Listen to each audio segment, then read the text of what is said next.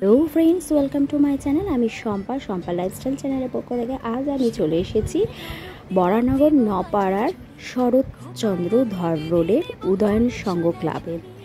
তা এখানে প্রকৃতির আর্তনাদের থিম উপস্থাপন করে হয়েছে, তারই আমি ভিডিও আপনাদের কাছে শেয়ার করব। তা চলুন আমি এবার মণ্ডপের প্রবেশ করব। দেখুন কত সুন্দরভাবে প্রকৃতিকে নিয়ে এত সুন্দরভাবে মণ্ডপসজ্জা তৈরি হচ্ছে। এখানে এখনও পুরোপুরি কমপ্লিট হয়নি, আশা করছি এর মধ্যেই কমপ্লিট হয়ে যাবে। চলুন এবারের উদয়ন সঙ্গে শরৎ পার্ক শিশু উদ্যান বলা চলে নপাড়ার উদয়ন সংঘ। এবার শরৎচন্দ্র ধর রোডে সার্বজনীন শ্রী শ্রী দুর্গোৎসব কমিটির এবার এখানে ভাবনা হচ্ছে প্রকৃতির আর্তনাদ। এটা আজকে এবছর 50তম বর্ষ পদার্পণ করবে। তাই এখানে সভাপতি শ্রী অজিত কুমার দে, সম্পাদক শ্রী বেণুধর মাইতি, আর শ্রী বিশ্বনাথ সাহা, শ্রী অর্ঘ্য সেন, কোষাধ্যক্ষ হচ্ছে শ্রী তারক মিত্র, শ্রী সুব্রত বেরা, প্রতিমা শিল্পী হচ্ছে কৃষাণু পাল, সৃজনে রয়েছে শ্রী গোপাল বিশ্বাস, আলোকসজ্জা রয়েছে শ্রী সমর দে। দেখুন খুব সুন্দর প্রকৃতির ভাবনা চিন্তা। এখানে পৃথিবীতে গাছের যে অবদান, যে কতটা গুরুত্বপূর্ণ, তা সেটা এখানে প্রকৃতির গাছ যাতে বিলুপ্ত না হয়ে যায় প্রকৃতি থেকে, সেখানে এটাই মানে গাছ কেটে ফেলা হচ্ছে, সেটার যে একটা প্রকৃতির মধ্যে যে আর্তনাদ প্রকাশ পাচ্ছে, এখানে সেই গাছ দিয়েই এই মণ্ডপসজ্জা করা হচ্ছে। প্রকৃতিতে গাছের পাতা, গাছ, পাখি এই সমস্ত নিয়ে একটা থিম করেছেন এখানকার। তা চলুন দেখা যাক মণ্ডপের ভিতর আমরা প্রবেশ করি।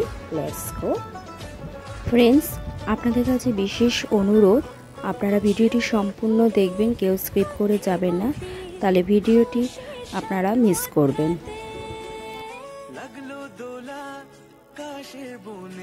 তো মণ্ডপসজ্জার পুরোটা ঘুরিয়ে আপনাদের দেখাচ্ছি, এখনও অনেকটাই কাজ বাকি আছে। তা খুব সুন্দর লাগছে, যখন পুরোপুরি কমপ্লিট হয়ে যাবে আরও ভালো লাগবে। রাস্তা দিয়েও আর এখনও আলো লাগানো হয়নি, এরপরেই লাগানো হবে। এখানে মণ্ডপসজ্জাতেই ঠাকুর প্রতিমা তৈরি হচ্ছে। তা ভিতরটা দেখুন খুব অসাধারণভাবে নীল আর সাদা দিয়ে ভেতরে মণ্ডপে প্রতিমা যেখানে রয়েছে সেই জায়গাটা খুব সুন্দর লাগছে। নীল আর সাদার কম্বিনেশনটা খুবই গর্জাস লাগছে। এখানে আকাশের মতো নীল সাদা পাখি, এগুলো সবই শোলা দিয়ে করেছে। সাদা সাদা যে ফুল, গাছ, পাখি উঠছে, এগুলো সবই শোলা দিয়ে তৈরি করা।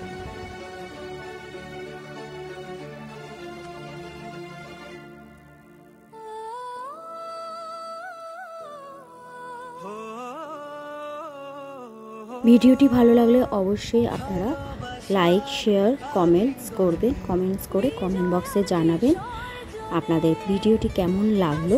আশা করছি ভালোই লাগবে। এই মণ্ডপসজ্জা দেখতে হলে অবশ্যই আসতে হবে। তা আসবেন কিভাবে আপনারা ভাবছেন? খুব সহজ, topping road, BT road topping রোডে এসে 5-10 মিনিট হেঁটে আসলেই এই মণ্ডপসজ্জাটি দেখতে পারেন, বা কেউ অটো করেও আসতে পারে। শরৎধর ভেতর মণ্ডপ সজ্জিত করার যে সৃজনে আছেন তিনি হলেন গোপাল বিশ্বাস।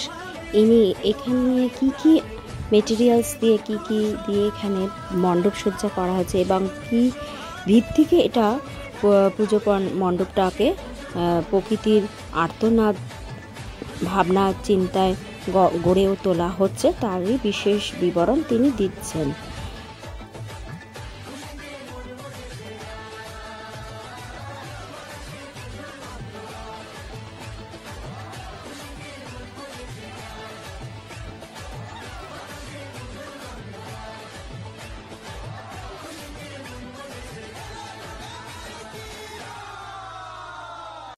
পুজো আর বেশ কিছুদিন বাকি। সবাই সুস্থ থাকবেন, ভালো থাকবেন, এটাই মায়ের কাছে কামনা করি। আজকের মতো ভিডিওটি আমি এখানেই শেষ করছি। Tata, bye bye. আবার নতুন কোনো ভিডিও নিয়ে আপনাদের সামনে আসব। এখন পুজো সংক্রান্ত বিষয় নিয়ে আপনাদের সামনে হাজির হব।